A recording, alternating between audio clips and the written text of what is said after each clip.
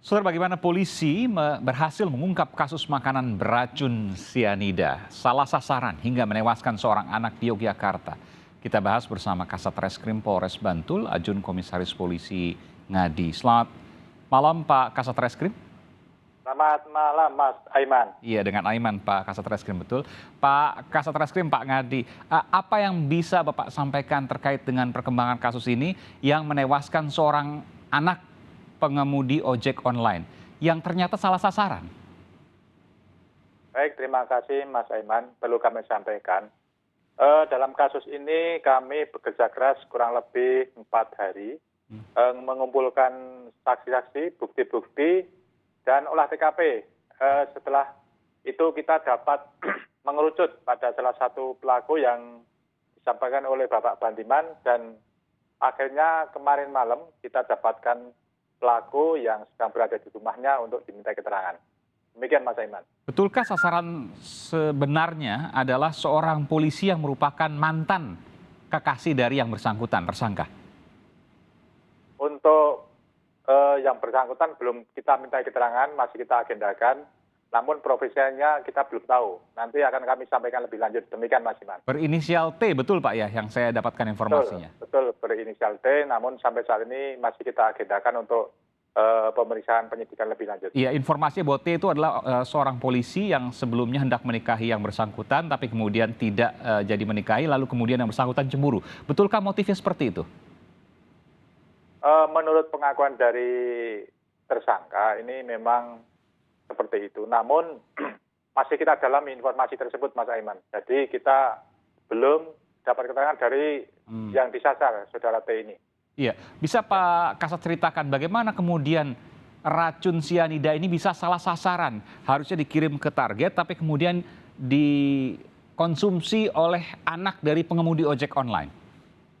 Oke, perlu kami sampaikan bahwa tanggal 25 April kemarin, sekitar jam 17.30, T ini atas nama NA mengirimkan bungkusan makanan berbentuk sate yang berisi mengandung racun kepada seorang yang dituju melalui Gojek. Namun permintaan dari tersangka ini tidak menggunakan aplikasi. Kemudian atas pertemuan tersebut disepakati dengan memberikan uang 30.000, Gojek ini berangkat sesuai yang diminta oleh NA ini. Berapa? 21.000? Berapa? 30.000 Mas. 30.000, oke. Oke, setelah sampai di alamat yang dituju, ketemulah sama istri T ini. Namun karena dia tidak kenal dengan pengirim, akhirnya ditolak dan disuruh membawa pulang oleh saudara penerima ini kepada Gojek, dan dibawalah pulang makanan tersebut.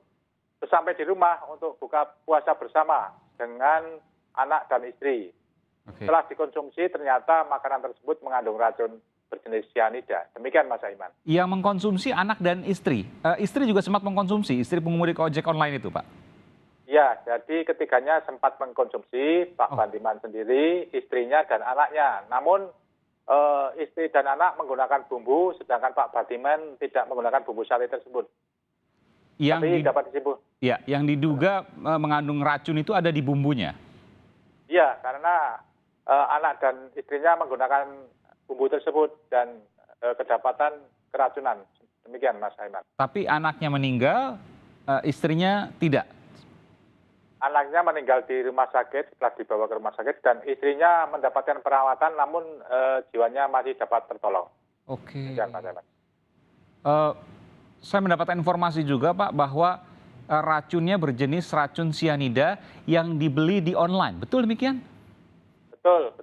Sudah kita cek dari yang tersangka bahwa mereka mendapatkan racun tersebut menggunakan aplikasi Shopee online. Bukankah racun itu tidak dijual bebas? Karena kemudian bisa dijual bebas Pak? Mungkin bisa ceritakan.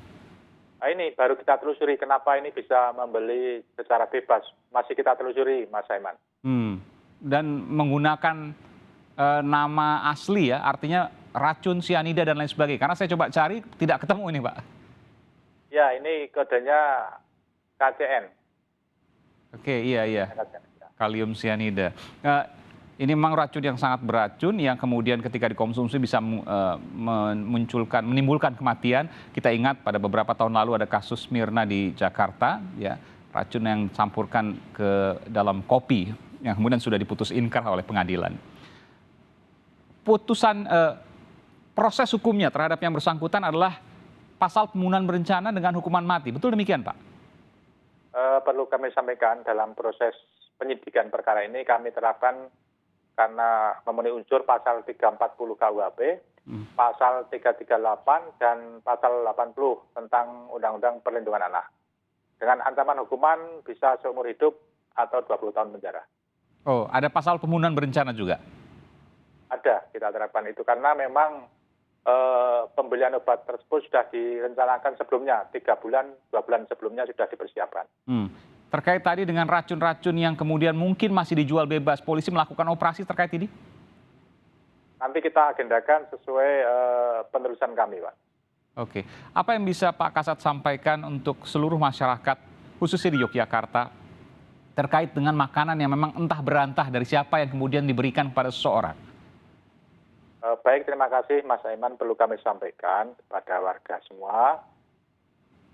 Berhubung ada kejadian seperti ini menjadikan pelajaran buat kita semua. Jadi tolong untuk hati-hati terhadap orang-orang yang mengirim makanan, khususnya yang pengirimnya tidak jelas. Tolong itu diantisipasi kejadian seperti ini jangan sampai terulang kembali. Demikian Mas Aiman. Dan juga mungkin perlu mengingatkan Pak ya kepada misalnya seperti ini kasus ini kepada pengemudi ojek online sebaiknya dibuang saja karena tidak tahu pengirimnya siapa. Begitu Pak ya, sebaiknya seperti itu. Jadi kalau dikasih ke orang kan seperti ini, akhirnya orang yang kemudian diberikan yang kemudian menjadi korban. Oke, demikian Mas Aiman. Jadi sebaiknya ya melalui aplikasi yang benar. Jadi kalau ada apa-apa kita untuk penelusurannya juga bisa maksimal. Betul, betul. Untuk memesan harus menggunakan aplikasi yang benar karena dari situlah kemudian rekod rekaman semua akan tercatat, lalu kemudian jelas siapa pengirimnya dan sebagainya. Kalau seandainya mengirim menggunakan ojek online tapi menggunakan offline, ya, membayar langsung tadi Bapak katakan 30.000, maka itu menjadi sebuah tanda tanya besar. Sebaiknya tidak dikonsumsi oleh siapapun. Terima kasih Kasat Reskrim Polres Bantul, Ajun Komisaris Polisi Ngadi. Terima kasih Pak Kasat Reskrim, sehat selalu.